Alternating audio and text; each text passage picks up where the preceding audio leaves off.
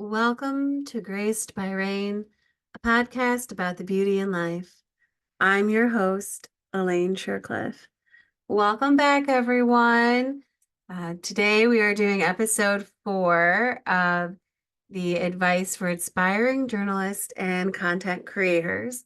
I hope that the first 3 episodes have been useful or provided some insight for some of you. I know that not all of my advice will resonate or help everyone, but I know that a lot of this helped me. And so I would like to share and impart that wisdom on others because going for our passions and using our talents um, shouldn't be so hard and complicated. We having a little bit of a roadmap to help us out, you know, that should be allowed. So that's what I'm doing. Today's episode is Under Promise and Over Deliver.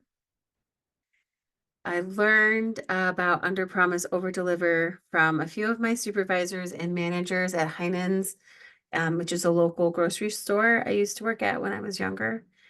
And then my site manager at the Cannon, Pale Dragon, would knock it into my silly little brain. So as a customer service associate, I am great at under promising and over delivering.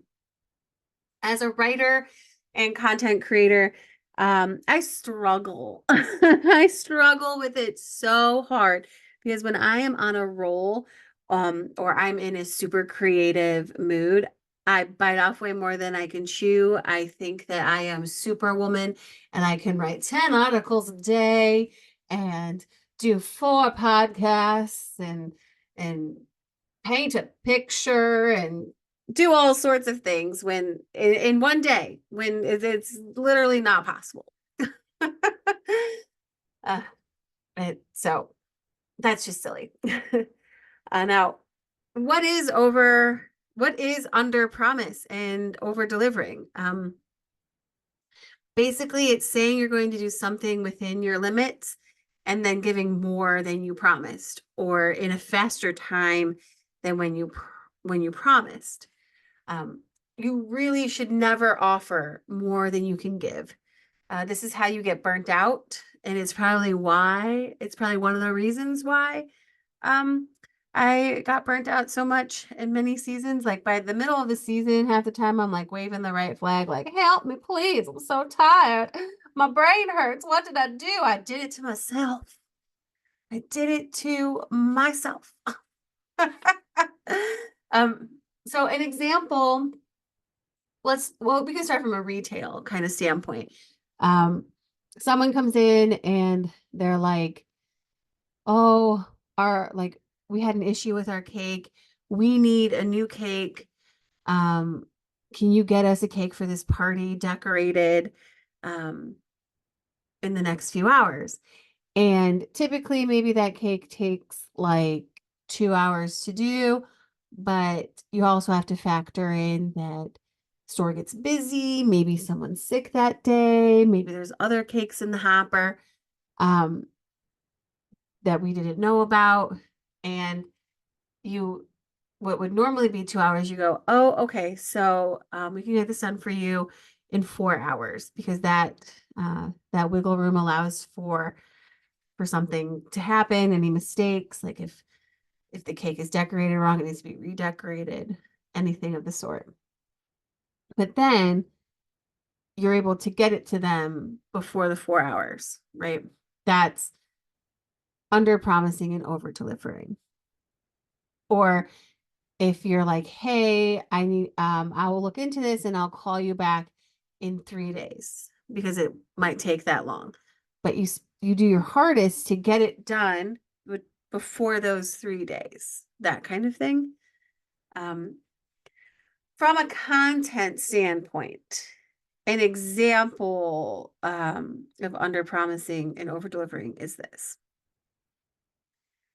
So during the slower parts of the season, you might be capable of 2 articles a week at about 1,000 words per article. So what you want to do is map out the one article at 500 words and pick a specific day of the week to make your article drop.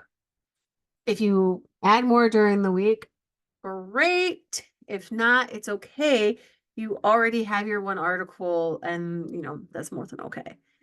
And this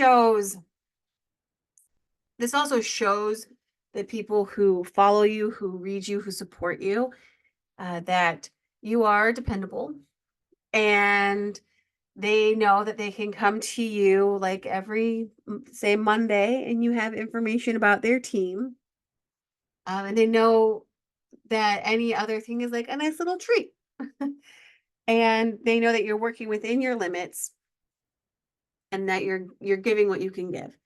When you go out so big, so hard, and you're like every game or every this, and it's definitely not something that you can commit to, when you don't do it, people get concerned. People might even view you as like flaky or not. And that's something that I've dealt with because, like I said, I struggle with it because when I get in those creative moods, I'm like, oh, I'm going to do this, this, this, and this. Or I might just still do like the one article a week, but I try to make it bigger and bigger because I'm like, oh yeah, I have so much in my like brain, like I'm so clearly thinking, I'm not stressed out, and I can do this. And then I can't, and the article comes out later, and it comes out later.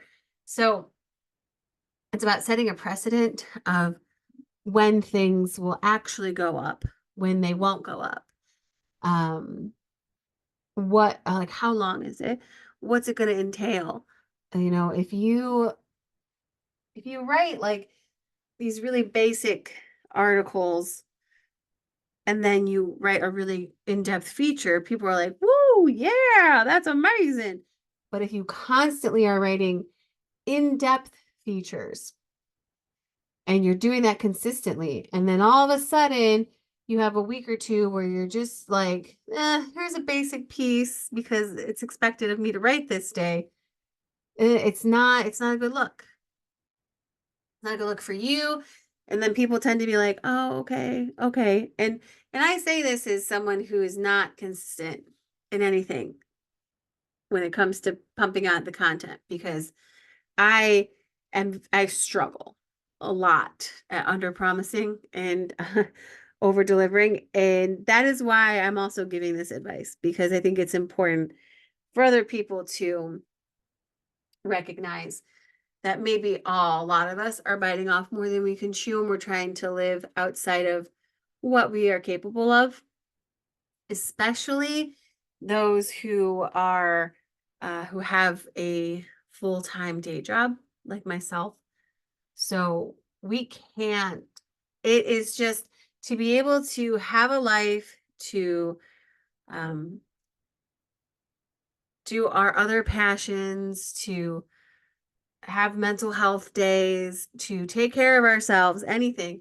We can't put up an article every day that is like we just can't be attached to our computers. It's not a good life to live, especially when the season is so long, so long, so long, especially if your team is good. You don't have much time off, and there aren't just, it's not like football where typically every game your team plays is likely going to be on a Sunday. Now there are of course, the occasional Mondays and Thursdays, but out of what is it, like 17, 18, 16 games a season, not all of them are going to be sporadic. You pretty much basically know that you're going to be on a Sunday, right? Hockey, it's 82 million games. That's an exaggeration.